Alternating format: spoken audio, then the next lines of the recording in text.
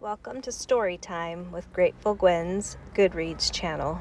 I am your host, Grateful Gwen, and today's story is The Name Jar by Yangsook Choi.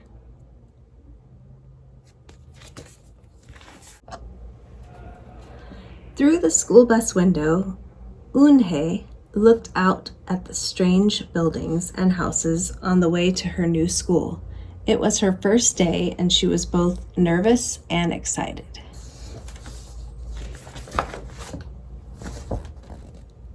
She fingered the little block of wood in her pocket and remembered leaving her grandmother at the airport in Korea.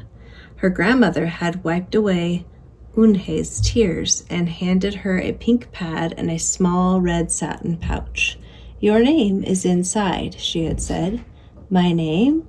Eun-hye had wondered. Again, she took out the red pouch to look at the wooden block with her name carved in it.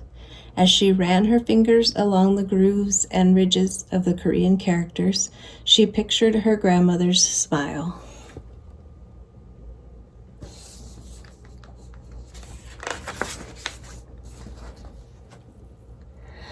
"Is that thing for show and tell?" a boy asked Eun-hye, surprising her. Eun-hye looked up as more kids leaned over. "No, it's mine," Eun-hye answered, quickly putting the pouch back into her pocket. "Are you new here? What's your name?" a girl asked. "Eun-hye," said Eun-hye. "Une?" the girl asked, scrunching up her face. "Ooh, Une," some kids chanted. No, Eun-hye corrected. "It's spelled U-N-H-E-I. It's pronounced Yun-hai." "Oh, it's you-hey?" the boy said, "like you, hey." "What about hey you?" Just then the bus pulled up to the school and the doors opened. Eun-hye hurried to get off. "You-hey, bye-bye," the kids yelled as she left. Eun-hye felt herself blush.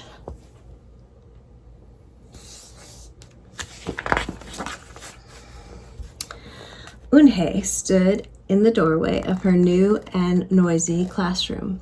She was relieved that the kids on the bus had gone to other rooms, but her face still felt red.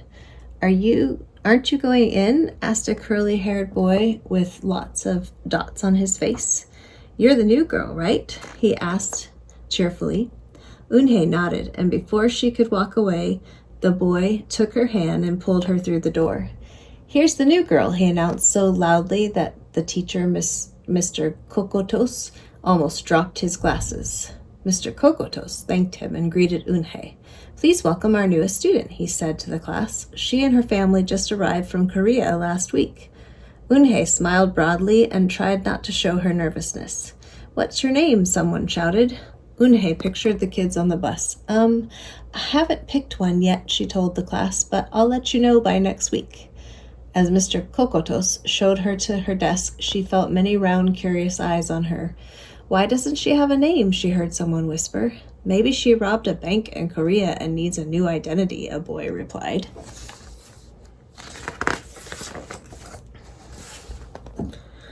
On the bus home, nobody teased her, but Eun-hye kept thinking about her name.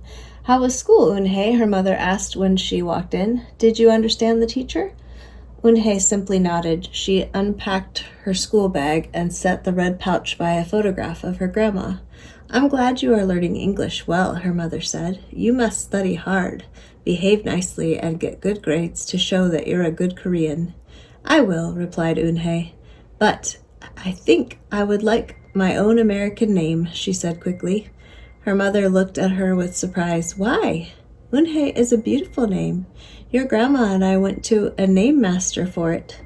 "But it's so hard to pronounce," Eun-hye complained. "I don't want to be different from all the American kids." "You are different, Eun-hye," her mother said. "That's a good thing." Eun-hye just wrinkled her nose. Later that day, Eun-hye and her mother went grocery shopping in their new neighborhood. They passed Fadil's Falafel, Tony's Pizza, and Dot's Deli. A big graffiti-painted garbage truck roared like a lion as it took off down the street. Nothing sounded or looked familiar until they got to Kim's Market. The sign was in both English and Korean. Her mother picked up cabbage to make kimchi, Korean-style spicy pickled cabbage, and other vegetables and meat. She also found some seaweed, Eunhae's favorite, for soup. It made Eunhae smile. Just because we've moved to America, her mother said, doesn't mean we stop eating Korean food.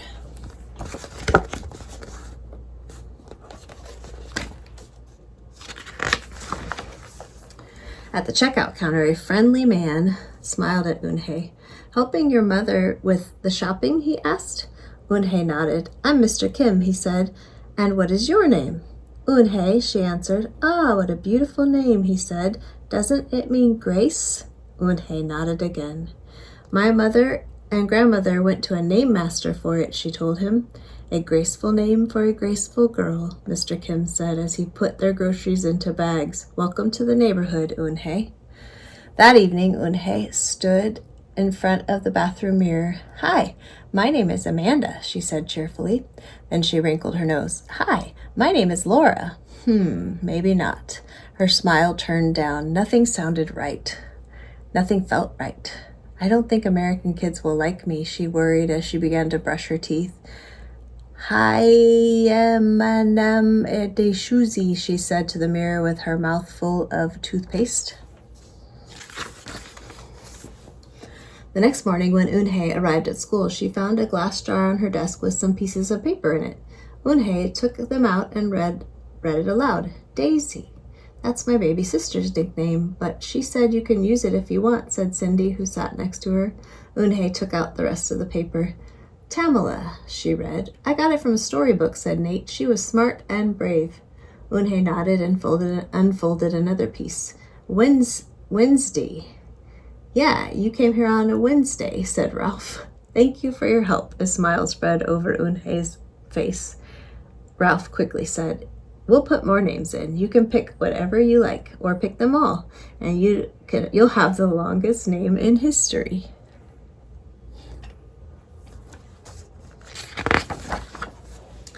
At 3 o'clock, the bell rang for the end of the school day. Eunhae looked out the window and saw it was sprinkling. It's the same rain, she thought, in a different place. She watched other kids leaving in groups. Hey, a familiar voice called out to her.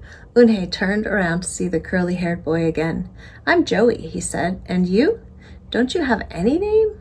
Eunhae thought for a moment. Well, I can show you, she said, and took out the small red pouch. She pressed the wooden block on the ink pad and stamped it on a piece of paper.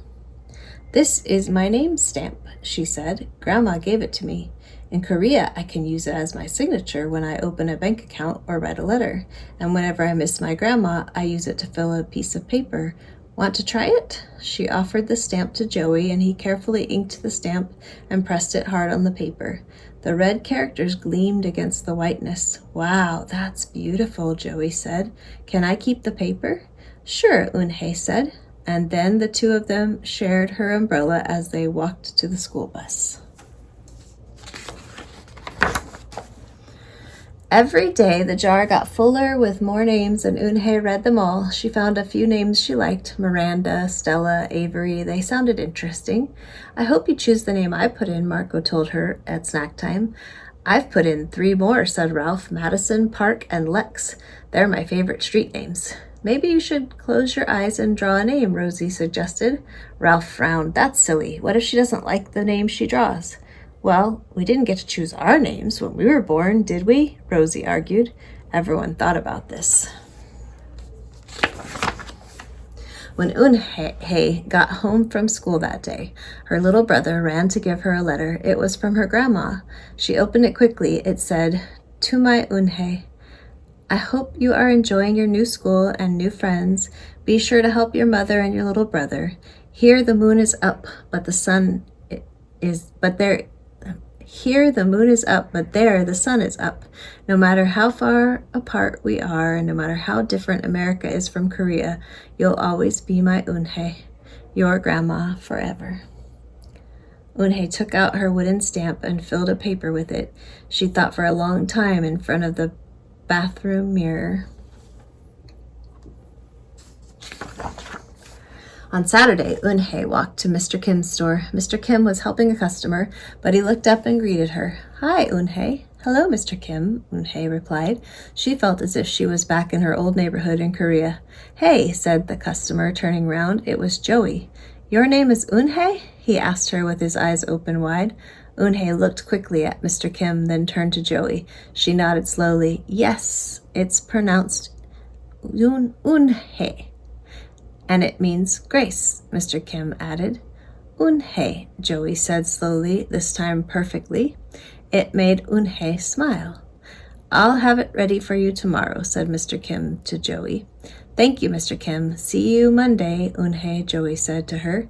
He left before she could ask him why he was at the store. On Monday, Eunhae came to class early to look at the names one last time, but the jar wasn't on her desk. Instead, there was just a single piece of paper with a name on it. Eunhae slipped it in her pocket. "Where's your name jar?" Ralph asked as soon as he saw it was gone. "I don't know," Eunhae said. "It wasn't on Mr. Kokoto's desk or on any other desk, and it wasn't on the counters or any of the shelves."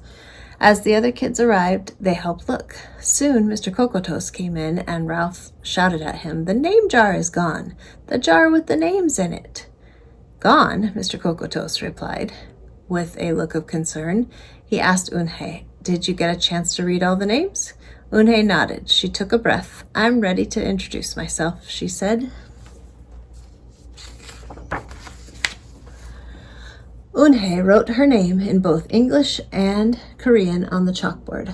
"I liked the beautiful names and funny names you thought of for me," she told the class, "but I realized that I liked my name best, so I chose it again.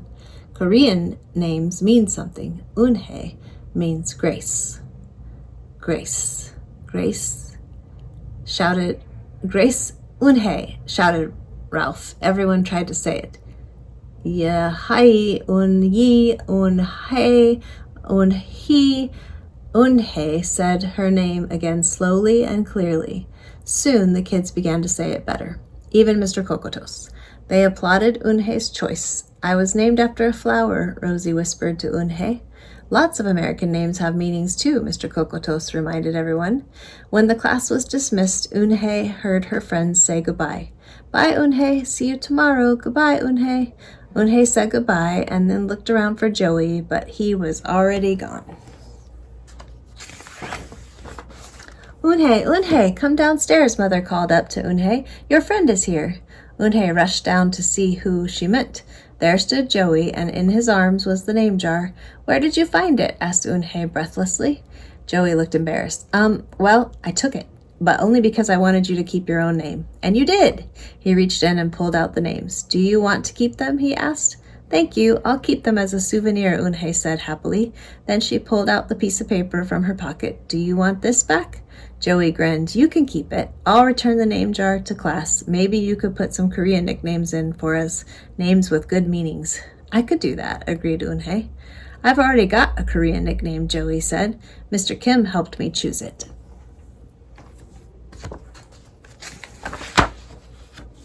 Carefully, he pulled a small silver felt pouch from his pocket. Then he took out a dark wooden stamp with beautiful Korean characters carved sharply into it.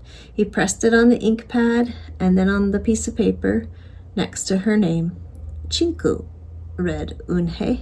"That means friend." And Chinku smiled back. The end.